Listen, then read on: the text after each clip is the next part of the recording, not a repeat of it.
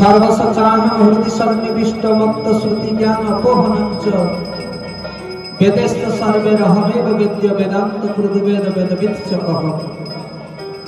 भगवत guitar भगवान कहउछन्ति मु समस्त जीवंकर हृदय उपर निवास करिथाए सर्वसचान हृदि सन्निविष्ट मत्त श्रुति ज्ञान अपोहनञ्च मोठारु समस्त प्रकार ज्ञान और श्रुति शक्ति उद्रेक हुए से भगवान कृपा नहले कौन से कार्य कहीं संपादन करवा संभवपर नहीं। तेणु सर्वप्रथमे आमे जगतरनाथ जगन्नाथ महाप्रभु सर्वघट निवासी सर्वकारण कारण तांकर चरण कमल प्रार्थना करवा निजको समर्पित करवा महान कार्य एवं तदपरे करुणा करुणालय दयार सागर भगवान कृपा को जी आम भली अयोग्य व्यक्ति मान को प्रदान करती से होती गुरु। गुरु का चरण कमल को प्रार्थना निवेदन करने दरकार। संसार दावा नललीढ़ लोक त्रणाय कारुण्य घना घनत्व प्राप्तस्य कल्याण गुणार्णवस्य वंदे गुरुश्री चरणारविंद। वैष्णव आचार्य माने गुरुवाष्टकम वर्णना करछन्ति ए संसारटा होछि गोटे दाबाग्नि सदृश। दाबाग्नि माने जंगलर अग्नि। जंगल रे अग्नि लागिले ताको निर्वापित करिया पे काहार शक्ति न थाए कारण सेठी कोनोसी साधन नाही आमे जल को नहीं के अग्नि के निर्वापित कर परिबा।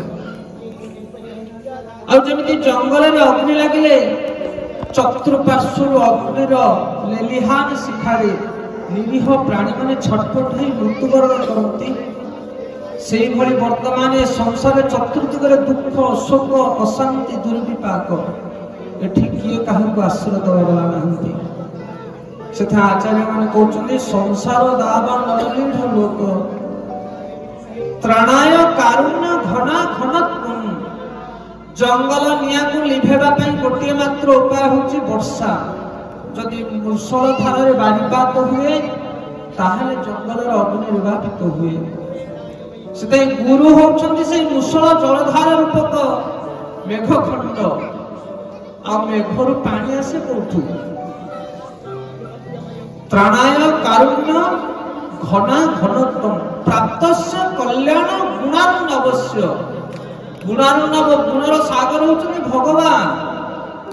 गुरु भगवान को चरण सेवा संपन्न करी भगवत कृपा को प्राप्त होई गुरु आम भली दिनहीन जीवमान भगवत कृपा प्रदान करती। ये होची भगवान कृपा पाइबार उपयुक्त माध्यम।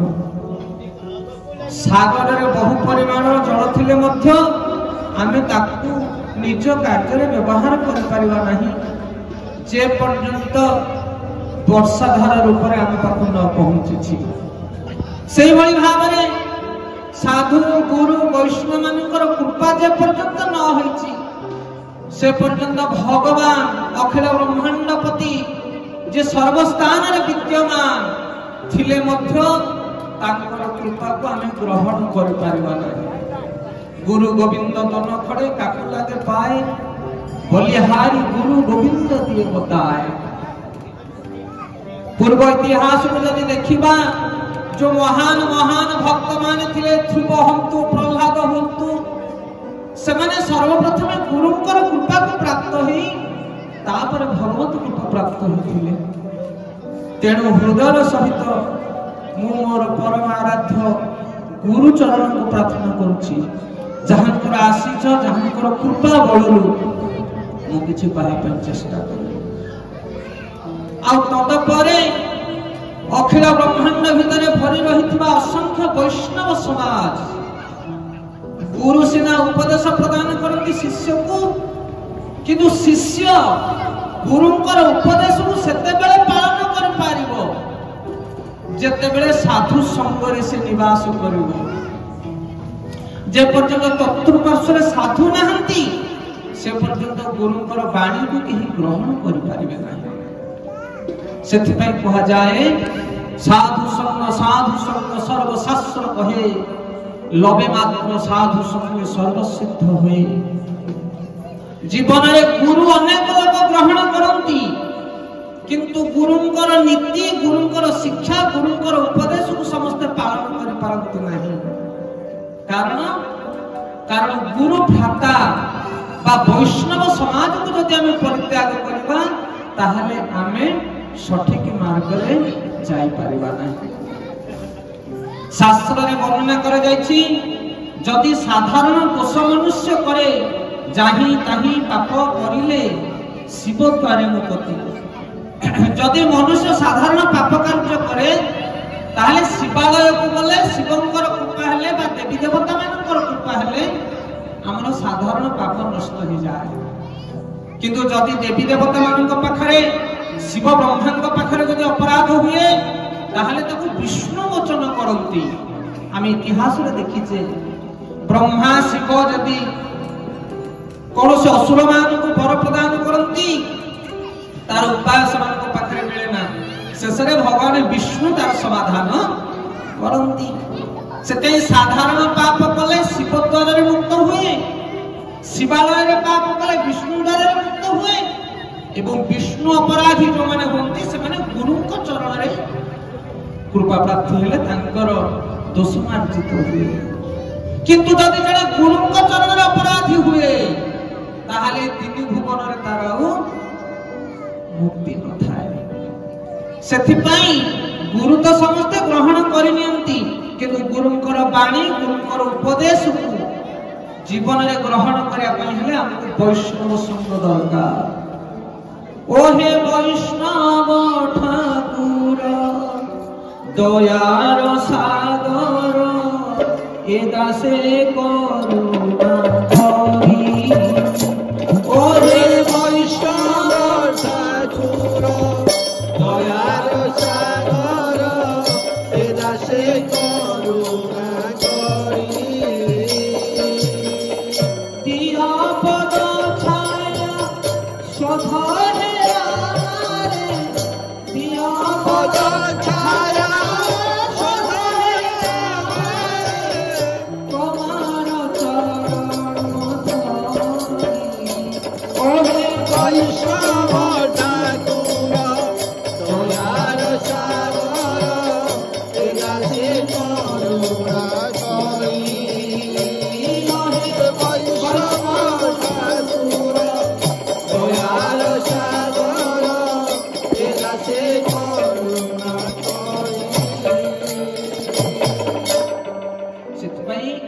मनुष्य सदा सर्वदा साधु संग आ वैष्णव मानकर कृपा को आधार कर बंचिबा दरकार ताहले ता जीवन श्रृंखलित होई परिबो।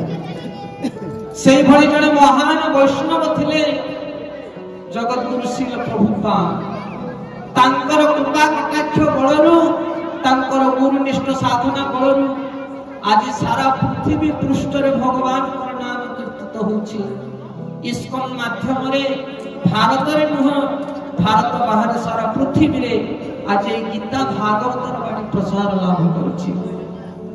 सेथि पई जगत गुरु श्रील प्रभुपाद जहां संस्था जहां शिक्षा रे आमे माने गोटे जलबिंदु सदृश सागर भितरे सेथि पई मु से महान आचार्य जे शिक्षा गुरु दीक्षा गुरु आचार्य भाव हमको प्रतिपादित करछंती जहांकर वाणी माध्यम रे हम भक्ति रे उज्जीवित बंची रहिछु से जगत गुरु श्रील प्रभुपाद को चरण में संस्कृति वंदना निवेदन करूछि। एवं तत्सहित आज जो महान सेवा रे आपण प्रवेशन करछंती सभा मध्य रे समस्त मध्यखंड ग्रामवासी वृंद अतिथि वृंद एवं संकीर्तन प्रेमी भाई माने दूर दूरांतर आसीथिबा पंडित आचार्य माने श्रद्धाकारी समस्त माँ भौणी आबाल बंधु वर्ग समस्त विनम्र प्रार्थना करूछि धन्यवाद ज्ञापन करूछि। गीतारे भगवान कहउछंती मच्चिदा मतवता प्राण बोधयन्ति परस्पर कथयन्ति समानित्य तुसन्ति च रमन्ति च। हे अर्जुन जे प्रकृत रे साधु तार लक्षण कोन ना से सबले मोर कथा सुनिया पाई पसंद करे। मच्चिदा मतवता प्राण बोधयन्ति परस्पर से माने परस्पर मो विषय कथा बोलती कथयन्ति समानित्य खुशंती च रमन्ती च से संतुष्टि प्राप्त हंती मो कथा शुणी आनंद विफल हो जाती मो कथा शुणी से आपण मैंने जो निःशब्द भाव स्थिर भाव बसुंट आसी निजर गृहक्रम को परित्याग कर निजर सुख सुविधा को परित्याग कर आपण मैंने ठंडा रात बसुंट समस्त भगवान कथा चारिपदा आम शुणु कौन आसी जड़े प्रवर्तक महाशय भगवान कथा परिवेशन करेंगे आम टे शुणु लालायित अच्छा आपण मैंने कथा शुणा ये हूँ भक्तर लक्षण समस्त हरि कथार आनंद नहीं पारती नहीं ये मध्यखंड गाँव कौन एतिक लोक ना असंख्य लोक थी पारती किंतु श्रद्धावान व्यक्ति जो मैंने सत्संग उपनीत होती गीतार भगवान कहले मनुष्य नाम सहस्रेषु कश्चित् यतत् सिद्धये यततामापि सिद्धानां कश्चित् व्यतितत्वत लक्ष लक्ष नुहे कोटि कोटि मनुष्य मान भीतर जदि एकाठी करा जीवो हे अर्जुन ताहले मते बुझिया वाला मते पसंद करिया वाला जण मिलिवो सेथे आपण माने कोटिए रे कोटिए लोक आगु कह सतसंग जोटी भगवान का आलोचना पर्यालोचना हुए जो मैंने कहती जो मैंने सुनती जो मैंने प्रश्न करती से महनीय व्यक्ति से भक्ति परायण भगवान पर प्रियजन से मोर विनम्र निवेदन धन्यवाद कोटि कोटि आपण मैंने ये महान कार्य उपस्थित अच्छा शेष में प्रकृत जो सम्मान व्यक्ति आम सम्मानित करवा किए सी जो मैंने व्यवस्था को व्यवस्थापित कर अक्लांत परिश्रम हुए गोटे प्रोग्राम जिते अरेंजमेंट करा जाए व्यवस्था करा जाए से कथा हमको जना पड़ेनी आयोजनकारी भाई माने पर्दा पछरे हिरो से माने बाहर को देखा जाते नहीं केते परिश्रम करे केते कष्ट करे से माने गोटे आयोजन को आयोजित करते से कथा से माने जानते केते माडो गाली घरर गंजना केते प्रकार लोक केते प्रकार कथा कहते माने सब खाई गले नहीं गले इत्यादि इत्यादि केते बाधा केते विघ्न घरे मां पत्नी झगड़ा करथे तुमको कोन लागि सेठी बारंबार धामछो ये लोकटे टाणी उटारी हेकी पळे आस्तो घर गाली सुनुथिबो संस्था रे माने भाई माने जो माने थिबे से माने भी ताको निंदा करूथिबे सब को सहन करे गोटे व्यक्ति कोन पई भगवान को कार्यटे कि सफलता पूर्वक हो जाओ से प्रकृत सम्मान अधिकारी आपण माने दही हंडी भंगा दृश्य देखी जन्माष्टमी समय उच्च जगार गोटे दही हंडी बंधा जाए अनेक गुड़िया सब भक्त भाई मैंने ग्रुप होगी जाती प्रथम 10 जन ठिया हे 8 जन ठिया हे 3-4 जन 2 जन जड़े चढ़े कृष्ण रूप धारण कर दही हंडी को भांगी देवे समस्त आनंद हे फटो उठेबे कहार फटो उठिबो जे ऊपर चढ़ी तार फटो आसीबो किंतु चारिटा भार को वहन करी 4 लाइन की कांधरे पकई जे तळ लाइन ले ठिया हेतबो पाटी मुह को भिड़िकी मुह को तळ मुखा करी ओजन को भार को कांधरे वहन करी ता मुहटा को कैमरा रे आसीबो ताकू केही देखिबे कि ना किंतु ताकू जणे देखि से परमेश्वर परमात्मा से भली व्यक्ति जगत रे बहुत कम थांती और से माने प्रकृत सम्मान अधिकारी व्यक्ति से बाहर को देखा जाते ना से जो आयोजनकारी भाई माने सुंदर आयोजन कर ग्रामवासी वृंद आपण माने हनुमान भली किए अधिक देछि किए गुंडीची मूषा भली अल्प देछि किए अर्थ नहीं निजे आसिक सेवा साहाय्य कर लागिछि जगन्नाथ समस्त निजर भावती से आपण समस्त सम्मान व्यक्ति हरे कृष्ण बहुत बहुत